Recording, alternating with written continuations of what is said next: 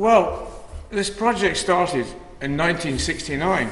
I was talking to Gavin Bryce, the composer, and we became friendly because, you know, our interest in Johnny Ray. And I've always been interested in Johnny Ray because, in my opinion, he was the first action singer. You got Jackson Pollock, American action painter, then you've got Johnny Ray, an action singer. And he's influenced so many people, but he's now unheard of.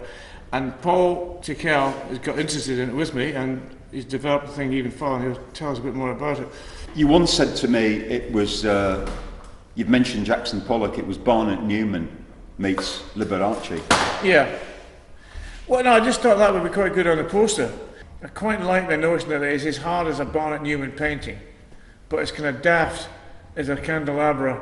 I like Barnett Newman, I think it's fantastic, but I also like Liberace because he changed his jacket 3 times, I think it was 4 times in one piano solo without stopping playing the piano. I'm interested in all of these things, but Johnny Ray is the main influence for me.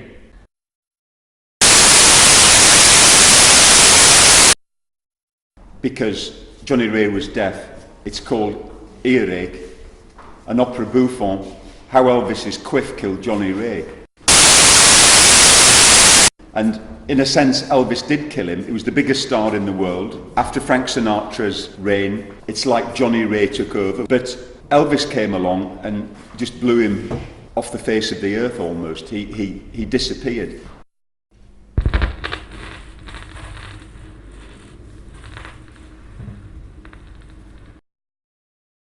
I saw him live once in Edinburgh. In a Deaf Aid, he was crying. Women were going mental, and men in the audience, and people trying to rip his shirt off and his jacket.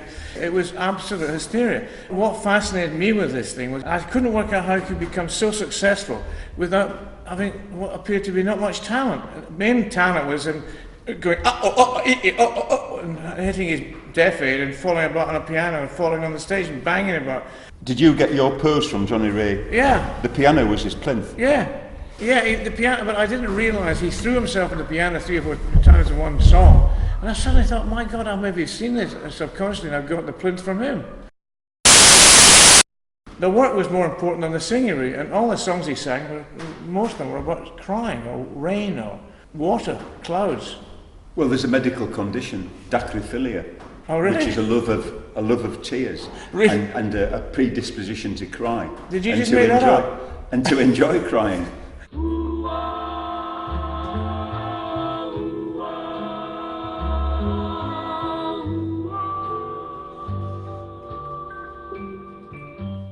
Dacryphilia you could almost see as a branch of hysteria, because Johnny Ray produced hysteria in the audience. I mean, you look at the images before Elvis and the Beatles. Yeah, I saw the Beatles and the Stones and Johnny Ray, and the screaming and yelling was there, but it wasn't what the Johnny Ray one. I've never seen anything like that before or since. It was extraordinary. Do you think it's because adding to the hysteria was the fact that he himself was hysteric? Yeah.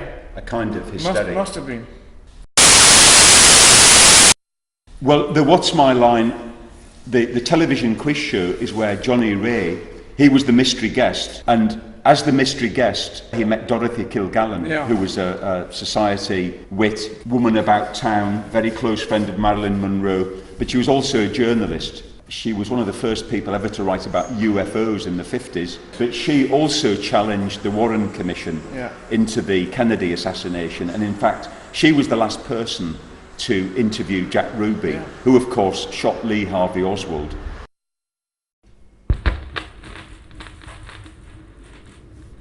In opera bouffon, there's no libretto as such. The story of the scenes is told through the music, through the lyrics of the music. There'll be performers and actors and dancers on stage, but they're not going to start talking to each other like, "Oh, Johnny, where are your underpants?" or anything like that. In opera bouffon, there's no speaking, there's no singing in that kind of sense. It's going to be kind of sculptural. It has to be very sculptural and not theatrical in the sense of theatre and black. It should be lumps of stuff, lumps of light, lumps of discs, lumps of colour, lumps of shape, lumps of sound. It's a very sculptural piece, opera bouffon.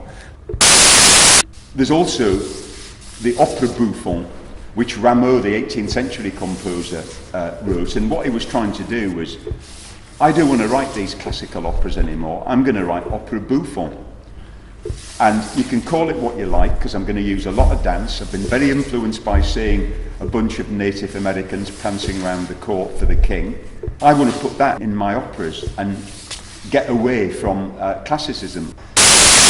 Before we engaged the composer, musician and artist Luke Haynes to do the sound work, we realised that the film was circular, with discs, flying saucers, circular saws, Jack Ruby's hat, all sorts of funny connections. So what I want to do is focus attention on the circular, on the oval, on the elliptical. Of course, loads of people were horrified, and there was a famous or infamous querelle de bouffons in the 18th century. They're all going at each other, arguing about whether opera bouffon was in fact opera.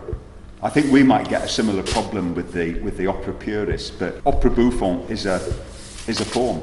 In fact, even though it's an anti-tradition, there is a tradition for it with Rameau. We don't go through scene by scene, but there are 15 scenes, aren't there? There's 15 scenes, although Earache, the opera bouffon, isn't linear, strictly speaking, but it will tell a story built up of these scenes. But there must be a scene where, if you like, around his childhood and the fact his father worked in a sawmill. Big statements, press cuttings, circular saw tearing through the thing, hats going over here, flying saucers, the stage going around, things, you know, and you can see very keen in the three-dimensional saw cutting through the, looks like a kind of brown log.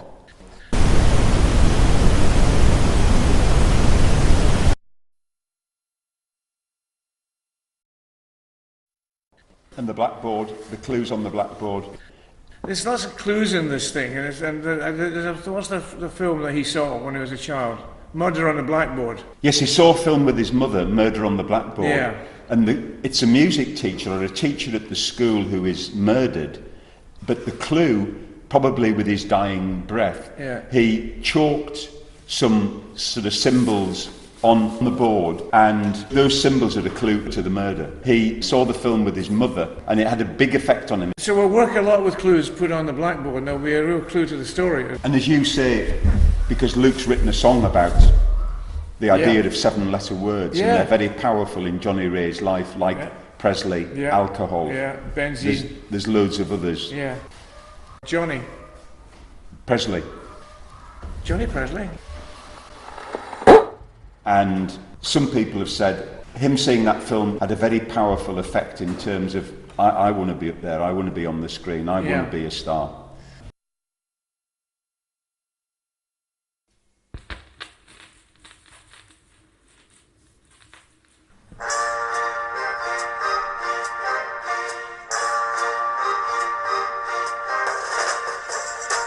In a way, Johnny Ray emerged. He became noticed in the Flame Club in Detroit, and some of his backing band then went on to become the stalwarts of the Motown sound, particularly Maurice King, who had a band called the Wolverines, who sometimes backed Johnny Ray, and Maurice King became the main Motown arranger. And Marvin Gaye was probably in the audience at some point.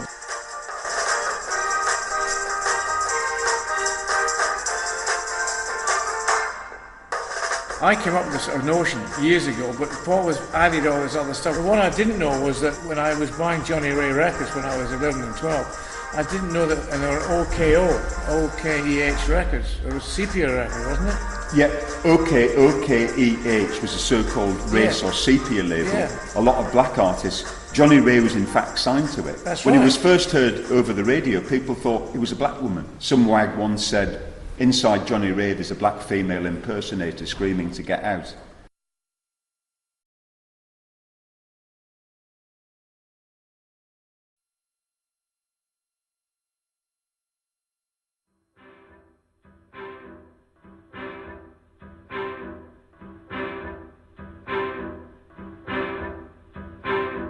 Here's one of the drawing for the kind of Hernandez Hideaway. This is, where is this, Paul? This is the Flame Club in Detroit, the toilets.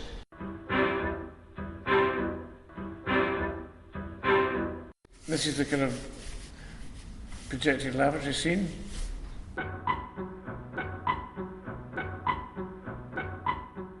There's a scene there, Johnny Ray was done a couple of times for cottaging.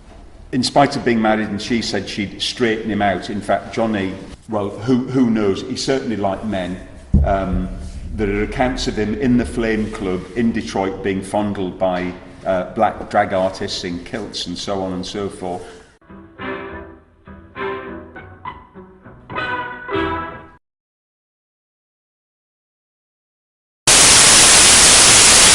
You talk about impersonators. It's quite funny that you say that he had a black female impersonator inside him.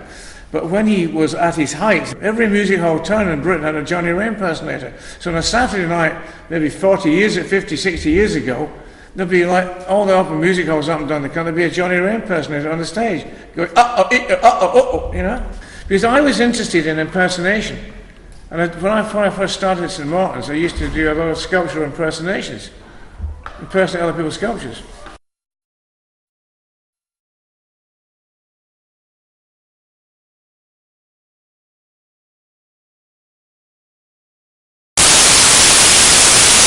These are the impersonators. Although there may be 7 or 8 impersonators, which could be cardboard or real, sometimes it could be 7 real impersonators, and a main impersonator could be a star. It could be Brian Ferry one night, could be Kevin Rowland, could be Andrew Lou Goldham, could be Morrissey, who are all apparently great fans of Johnny Ray. Billy Idol was a big fan. Yeah. Billy Joel. Billy Joel, yeah. Maybe we'll get them all. The hysteria, I think that's interesting because there's so much, late 19th century, hysteria was like a huge industry.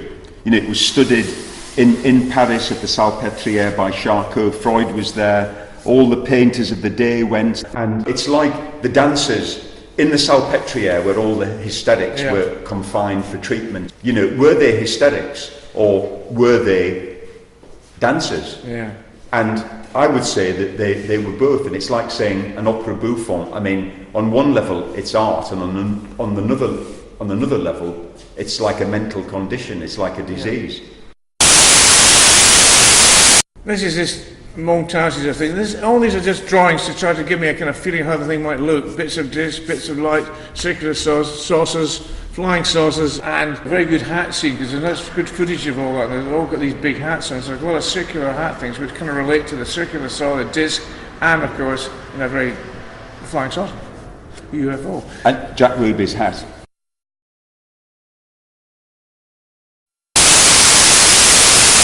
But to me, it's a bit like that idea of how can you tell the dancer from the idea of the dance? And I think we've got dance, but we've got music, we've got projection, we've got sound effects, we've got lighting, and I don't think there's any point where you could separate them off and say this is the essential element. It's all, you know, they're all mixed in. It's tableau vivant. Earache, opera bouffon, is a tableau vivant. It's about sound technology, or the lack of it, and you can't help but look at Johnny Ray with the flex coming out of his ears and think of the iPhone and so on. His ideas of how he related to black music, what has been called racial ventriloquism. Yeah. You can't not think of karaoke in the X Factor. You know what I would prefer to call it? More a sculpture, an action sculpture, rather than art. Earache, an action sculpture. Opera bouffon, tableau vivant.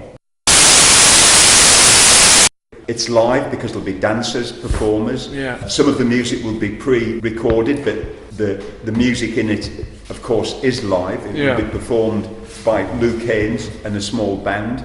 The music will work as a song cycle. Each of those songs tells the story of a particular scene. Yeah. When you add them all up, you will have, if you like, the life of Johnny Ray.